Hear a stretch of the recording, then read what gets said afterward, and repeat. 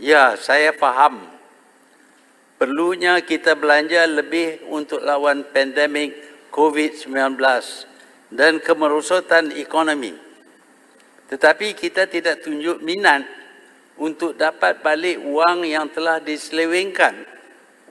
Demikian, duit yang dipercayai dicuri telah dibalikkan kepada pencuri.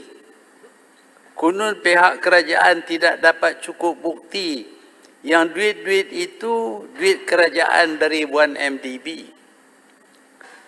Tetapi apakah si pencuri dapat bukti jelas yang menunjuk dari mana dia perolehi duit yang begitu banyak? Kononnya hadiah dari raja negara lain. Tuan Yang Dipertua, duit yang banyak apabila bergerak akan tinggal paper trail. Tentu ada cek. Jika cash, tentu ada rekod deposit dan keluaran di bank. Pihak yang memberi perlu dapat pengesahan bank yang mengeluarkan cash. Tentu ada rekod dalam bank akan wang yang dimasuk sebagai cek ataupun cash ke dalam bank. Akan siapa yang menerima wang itu? Apakah wang itu keuntungan perniagaan? Perniagaan apa? Tidak mungkin wang itu tiba-tiba berada di tangan penderma. Hanya bukti yang ada ialah surat daripada seorang Arab. Tidak ditangani oleh raja atau pegawainya.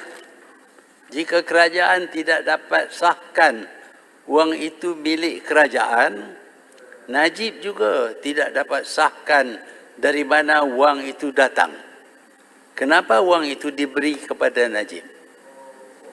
Soalnya, bolehkah Perdana Menteri terima begitu banyak wang daripada pemimpin kerajaan lain?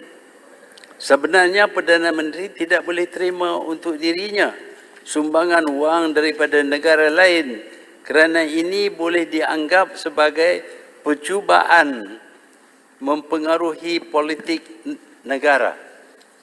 Jika diterima, kenapa tidak dilapor? Kenapa dirahsia? Negara lain tidak boleh campur tangan dalam politik negara dengan memberi wang kepada Perdana Menteri Malaysia. Mahkamah mendapati Perdana Menteri ke-6 bersalah. Itu keputusan mahkamah. Selagi ia tidak didapati tidak bersalah, ia bersalah. Ia patut jalan hukuman. Ada rakyat Malaysia yang belum pun di-charge, telah dimasuk dalam tahanan. Kenapa tidak orang yang sudah pun dihukum salah menjalankan hukuman? Dibenar keluar negara pula. Jika rayuan mendapati banduan tidak salah, bebaskan saja. Sudah hampir 1 tahun rayuan dibuat, tetapi belum ada keputusan dibuat. Dengan izin Tuan Yang Dipertua, justice delayed is justice denied. Apakah kerajaan serius untuk mendapat balik wang kerajaan yang telah diseleweng? Seperti yang saya jelaskan, bukti bahawa banduan memiliki barangan yang dirampas tidak jelas. Kenapa dipulang kepada banduan? Ternampak kerajaan tidak serius untuk mendapat balik wang yang telah dicuri. Sikap kalau hilang duit kerajaan, itu tidak mengapa. Kerajaan boleh hutang dan beberapa generasi akan datang akan bayar. Hutang tidak boleh selesai jika kita hutang untuk bayar hutang. Peguam negara ataupun AG atau pendakwa raya sudah berlagak sebagai hakim. Dengan mudah AG memutus tidak ada kes. Ini adalah hukum. AG sudah jadi hakim. AG juga tidak bantah apabila banduan dibenar keluar negara.